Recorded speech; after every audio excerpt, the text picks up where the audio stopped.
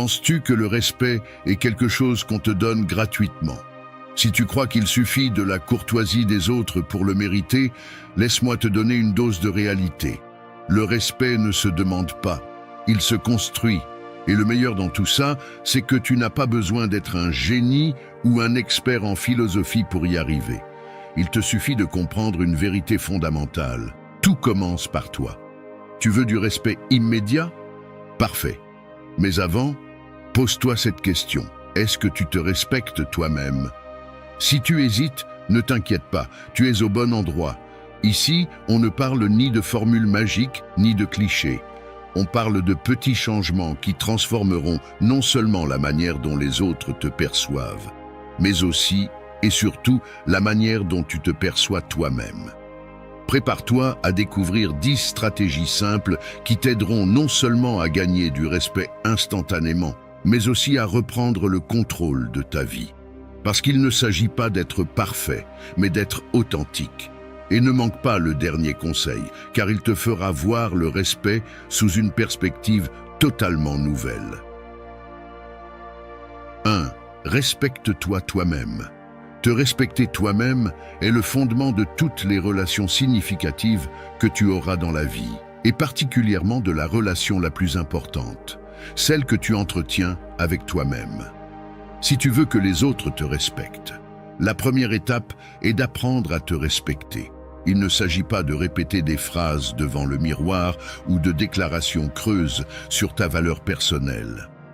Te respecter est un engagement réel, une pratique quotidienne qui implique des décisions conscientes pour protéger tes limites, reconnaître ta valeur et agir en accord avec ce que tu mérites réellement. Se respecter commence par établir des limites.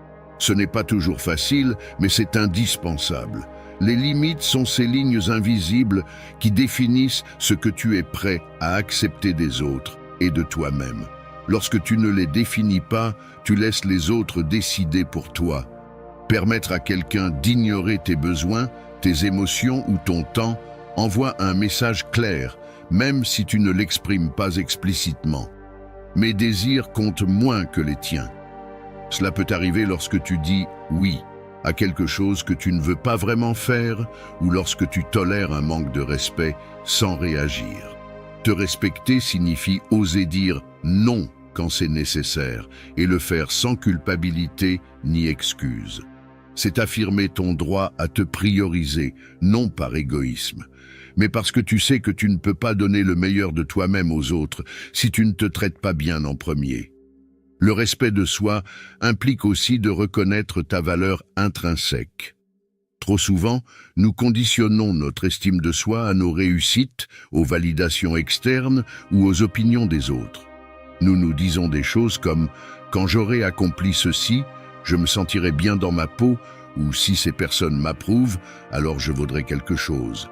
Mais cette façon de penser est dangereuse, car elle rend notre perception de nous-mêmes dépendante de facteurs extérieurs, et ces facteurs sont changeants. Te respecter signifie te donner de la valeur indépendamment de ce que tu accomplis ou de la manière dont les autres te perçoivent. Cela signifie te regarder avec compassion, même dans tes moments les plus vulnérables. Si tu fais une erreur, au lieu de te punir avec des mots durs, demande-toi: que puis-je apprendre de cela? Agir en cohérence avec tes valeurs est une autre clé essentielle du respect de soi. Souvent, nous sacrifions nos principes ou nos besoins pour éviter les conflits ou pour être acceptés par les autres. Mais chaque fois que tu trahis ce qui compte vraiment pour toi, quelque chose en toi se brise. Les autres ne le remarqueront peut-être pas, mais toi, tu le sentiras. Te respecter signifie identifier tes valeurs fondamentales et t'assurer que tes actions sont alignées avec elles. Par exemple, si tu valorises l'honnêteté, sois honnête avec toi-même d'abord. Si tu valorises l'équilibre, ne te surcharge pas pour faire plaisir aux autres.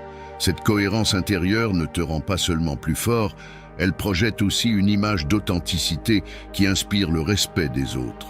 Se respecter, c'est aussi savoir quand et comment se défendre.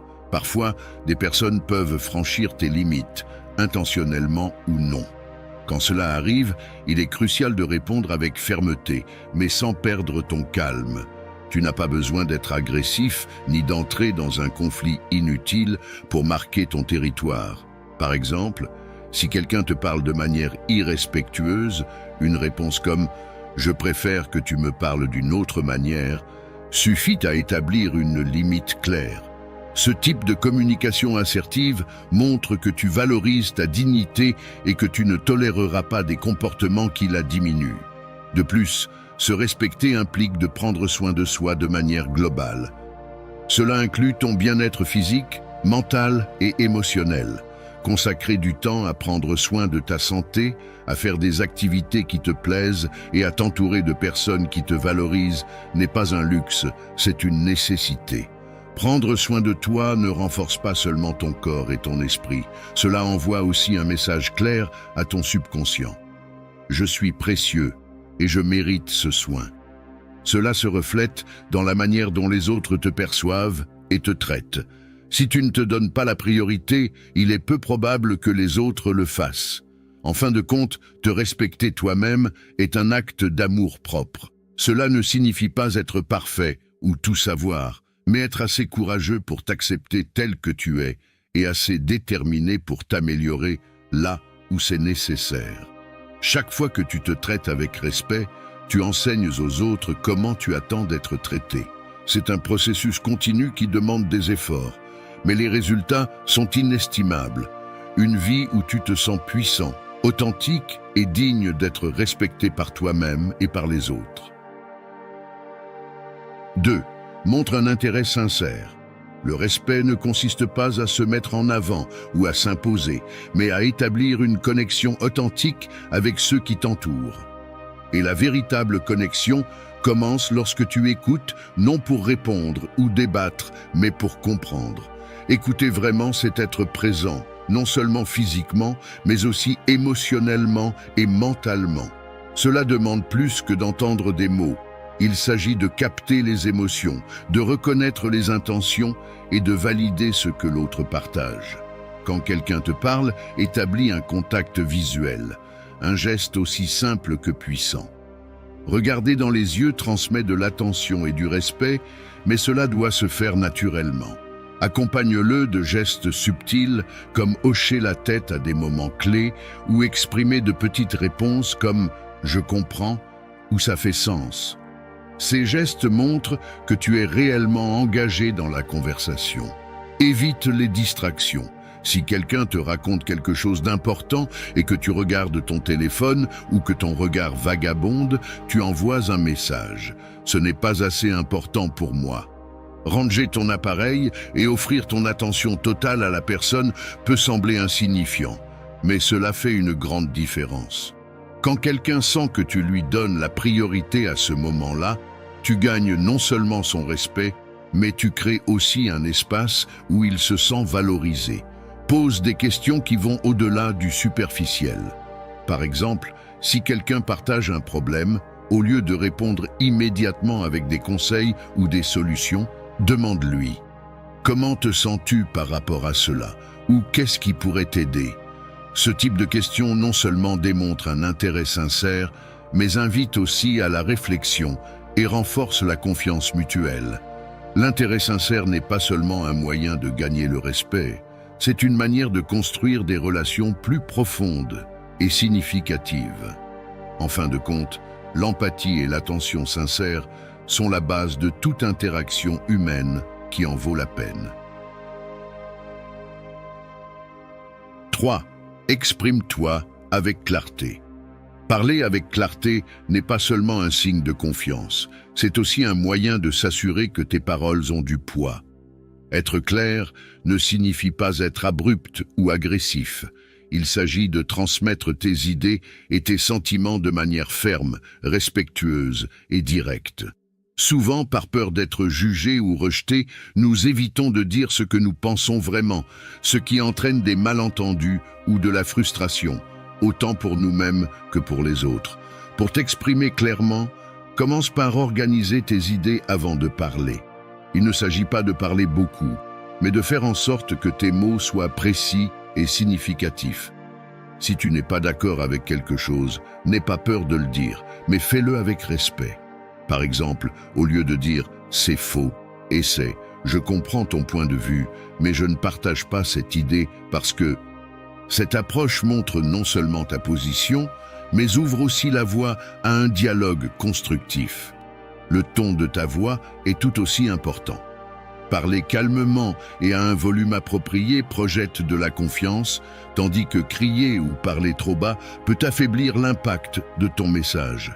Souviens-toi que l'objectif n'est pas d'imposer tes idées, mais de communiquer de manière à ce que les autres t'écoutent et te respectent. En outre, évite les digressions inutiles. T'exprimer avec clarté implique aussi de savoir quand arrêter. Il n'est pas nécessaire de combler les silences avec des explications interminables. Parfois, moins c'est mieux.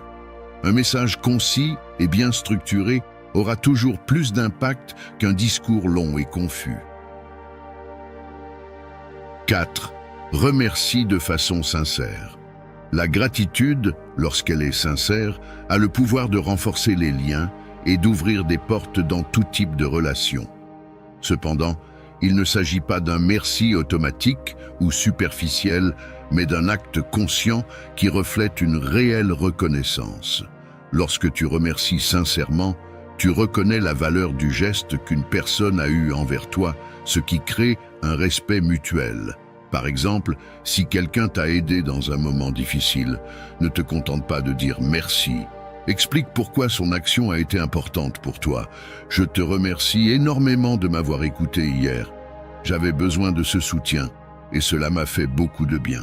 Ce niveau de détail montre que tu apprécies l'effort de l'autre personne, ce qui renforce la connexion et favorise le respect. La gratitude ne passe pas toujours par des mots. Parfois, les actions parlent plus fort. Si quelqu'un t'a aidé, trouve un moyen de rendre le geste lorsqu'il en aura besoin. Par exemple, si un collègue est resté tard pour t'aider sur un projet, propose-lui ton aide à l'avenir sans qu'il ait à la demander. Ces actions montrent que tu ne tiens pas pour acquis ce que les autres font pour toi et consolident la relation. En outre, exprimer ta gratitude ne profite pas seulement à l'autre personne, mais aussi à toi. Cela t'aide à te concentrer sur le positif et à cultiver un état d'esprit d'abondance, plutôt que de manque. Reconnaître le bien que les autres font pour toi ne te diminue pas. Au contraire, cela montre de la grandeur et de l'humilité. Enfin, souviens-toi que la gratitude sincère, qu'elle s'exprime par des mots ou des actes, ne génère pas seulement du respect, mais construit aussi des ponts vers des relations plus authentiques et durables. Une personne qui sait remercier laisse une impression positive que peu oublient. 5. Ne t'excuse pas pour tout. S'excuser est un acte d'humilité et de responsabilité lorsqu'il est nécessaire, mais le faire constamment et pour des choses insignifiantes peut donner l'image d'une personne peu sûre d'elle. Si chaque petit faux pas ou situation indépendante de ta volonté te pousse à t'excuser, tu envoies un message implicite « Je suis désolé d'exister ». Cette habitude diminue non seulement l'estime que les autres ont de toi, mais te conditionne aussi à te voir comme quelqu'un qui doit sans cesse se justifier pour être accepté. Réfléchis à cela. Lorsque tu t'excuses pour quelque chose qui ne nécessite pas de pardon, tu donnes à l'autre personne un pouvoir inutile sur toi. Par exemple, si tu arrives un peu en retard et que tu dis « Pardon, je suis vraiment désolé », au lieu d'un simple « Merci de m'avoir attendu », tu amplifies la situation et réduis ta confiance en toi. Remplacer ce petit « désolé » par un « merci » est non seulement plus assertif, mais montre aussi que tu respectes ton temps et celui des autres. Ce changement ne signifie pas ignorer tes véritables erreurs. Si tu as commis une faute qui affecte quelqu'un, t'excuser sincèrement est un acte de maturité. Cependant, prends un moment pour réfléchir avant de t'excuser. Demande-toi, est-ce que cela mérite vraiment une excuse ou puis-je l'aborder autrement? Souvent, au lieu de t'excuser, il est plus approprié de remercier, de reconnaître ou simplement d'expliquer. Arrêter de t'excuser pour tout est aussi un exercice d'estime de soi. Tu n'as pas besoin de justifier ta présence, tes décisions ou ton temps pour obtenir l'approbation des autres. Réserver tes excuses pour des moments réellement significatifs leur donne plus de poids et de valeur, renforçant ainsi ton image de confiance et de maîtrise de toi-même. 6. Évite les préjugés. Porteur un jugement rapide sur les autres peut sembler naturel, mais cela limite en réalité ta capacité à te connecter avec eux. Lorsque tu étiquettes une personne sur la base d'une impression superficielle, tu réduis non seulement sa complexité en tant qu'être humain, mais tu te prives également de l'opportunité de la comprendre et d'apprendre de sa perspective. Par exemple, si quelqu'un agit de manière brusque, il est facile de penser « quelle impolitesse ». Cependant, cette interprétation peut être totalement erronée. Peut-être que cette personne traverse une période difficile ou ne sait tout simplement pas s'exprimer autrement. Au lieu de juger, pose-toi cette question.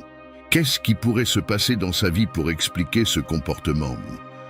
Ce simple changement de perspective favorise l'empathie, te permettant de te connecter plus profondément et de gagner un respect mutuel. De plus, éviter de juger rapidement te libère d'un stress inutile. Juger constamment alourdit ton esprit avec des émotions négatives comme la frustration ou le mépris. En revanche, pratiquer l'ouverture d'esprit et la compréhension te permet d'interagir de manière plus positive avec les autres. Résultat, non seulement tu évites des conflits inutiles, mais tu es aussi perçu comme quelqu'un d'agréable et facile à côtoyer.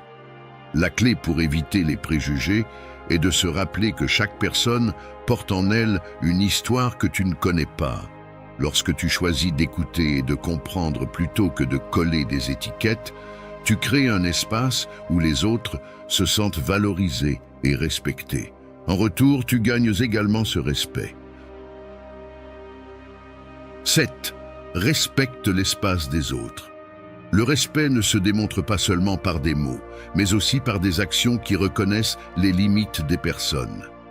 Chaque individu a son propre temps, son énergie et sa vie privée, et les respecter est essentiel pour construire des relations saines. Envahir ces espaces, même avec de bonnes intentions, peut créer un malaise, voire du ressentiment. Par exemple, si tu veux parler à quelqu'un, commence par demander « Est-ce un bon moment pour discuter ?» Ce geste simple montre que tu valorises son temps et que tu ne prends pas pour acquis qu'il ou elle est disponible pour toi. De même, avant de te rendre chez un ami sans prévenir, appelle pour vérifier si cela lui convient. Ce type de considération favorise un climat de respect mutuel. Respecter l'espace des autres signifie aussi reconnaître leurs limites émotionnelles. Si une personne n'est pas prête à partager quelque chose ou a besoin de temps pour gérer ses émotions, ne la pousse pas et ne le prends pas personnellement. Lui accorder l'espace dont elle a besoin montre de la maturité et de la compréhension. Ce respect des limites ne renforce pas seulement tes relations, mais établit aussi un exemple de la manière dont tu veux que les autres respectent les tiennes. En montrant de la considération pour l'espace des autres, tu cultives un environnement de confiance et de réciprocité. 8. Adopte une posture assurée. Ton langage corporel en dit long sur toi avant même que tu ne prononces un mot. Une posture droite, avec les épaules en arrière, le menton légèrement levé et les pieds fermement ancrés au sol, projette confiance et assurance. En revanche, marcher voûté, regarder par terre ou croiser les bras peut donner aux autres l'impression que tu es peu sûr de toi ou distant. La connexion entre posture et confiance n'est pas seulement externe, mais aussi interne. Des études montrent qu'adopter une posture droite peut avoir un effet positif sur ton état d'esprit et sur la manière dont tu te perçois. Avant une réunion importante ou une situation difficile, prends quelques minutes pour te tenir droit devant un miroir. Ce simple exercice améliore non seulement la manière dont les autres te perçoivent, mais envoie également des signaux positifs à ton cerveau, te rendant plus confiant.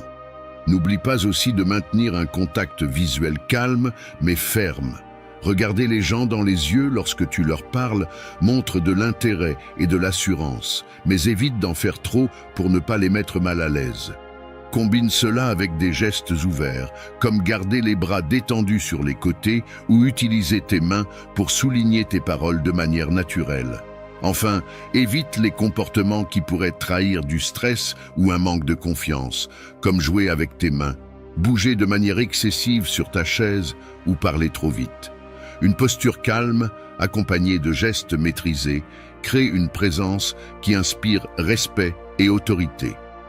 En résumé, ton corps est un outil puissant pour communiquer qui tu es et comment tu veux être perçu. Si tu veux que les autres te respectent, commence par projeter de l'assurance à travers ta posture. C'est un message silencieux mais puissant qui parle plus fort que tous les mots. 9. Apprends à dire non avec élégance. Dire non est l'un des actes les plus puissants et respectueux que tu puisses accomplir envers toi-même. Cela ne se limite pas à définir tes limites. Cela envoie aussi un message clair au monde entier, montrant que tu valorises ton temps, tes ressources et tes priorités. Pourtant, beaucoup de personnes ont du mal à dire non, par crainte de blesser, de paraître égoïste ou de créer des conflits. La vérité est qu'apprendre à dire non de manière claire et élégante protège non seulement ton bien-être, mais favorise également le respect mutuel. Quand quelqu'un te demande quelque chose que tu ne peux ou ne veux pas faire, ne ressens pas le besoin de te justifier longuement. Un simple « je suis désolé, je ne peux pas en ce moment » suffit. Les justifications excessives, comme des explications interminables ou des excuses compliquées, peuvent te faire paraître hésitant et encourager l'autre à insister. À la place, sois direct et honnête. Cela ne veut pas dire être froid ou insensible. Au contraire, tu peux adoucir ton refus avec une touche de gratitude. Je te remercie d'avoir pensé à moi, mais je ne peux pas accepter pour l'instant. Cette approche est non seulement claire, mais aussi respectueuse.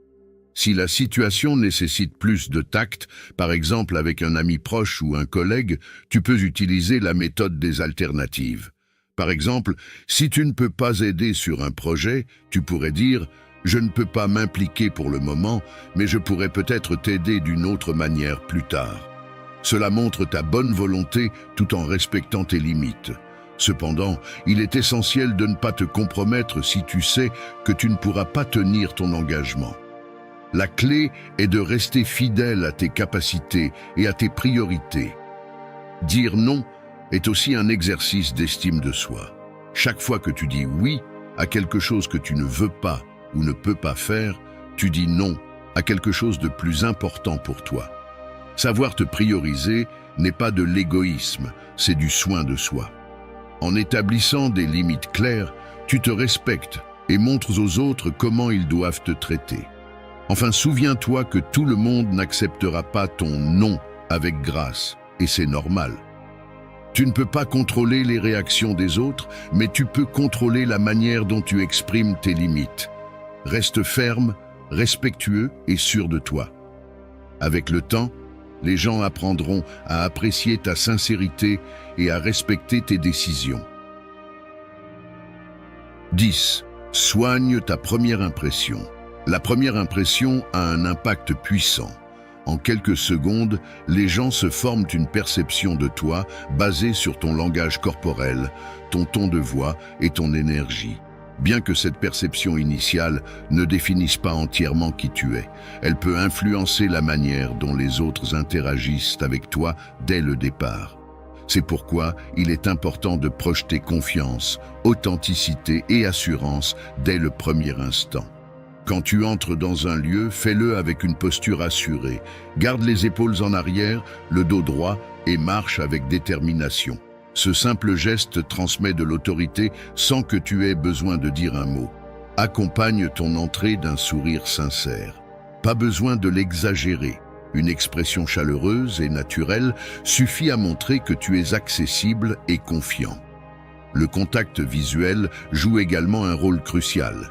Regarder dans les yeux les personnes que tu rencontres montre de l'intérêt et de l'assurance, mais veille à ne pas fixer du regard au point de rendre mal à l'aise. Associe ce contact visuel à un salut clair et un ton de voix ferme mais amical. Ton ton doit être suffisamment audible pour montrer de la confiance sans pour autant paraître agressif. N'oublie pas que l'équilibre est essentiel. Projette de la confiance, mais sans arrogance. Cependant, la première impression ne repose pas seulement sur l'apparence. Tes actions et tes paroles dans ces premiers instants sont également déterminantes.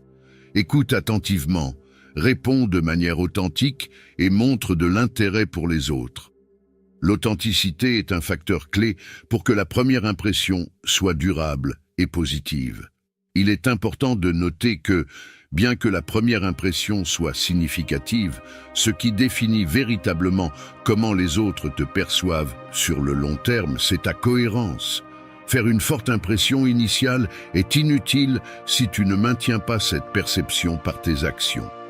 Reste cohérent avec la confiance et l'assurance que tu as projetées dès le début. En résumé, la première impression est une opportunité de capter l'attention et d'établir une base solide dans toute relation. Entre dans chaque situation avec assurance, montre ton authenticité et surtout, maintiens cette énergie au fil du temps. Les gens respectent ceux qui non seulement projettent de l'assurance, mais la soutiennent aussi avec intégrité.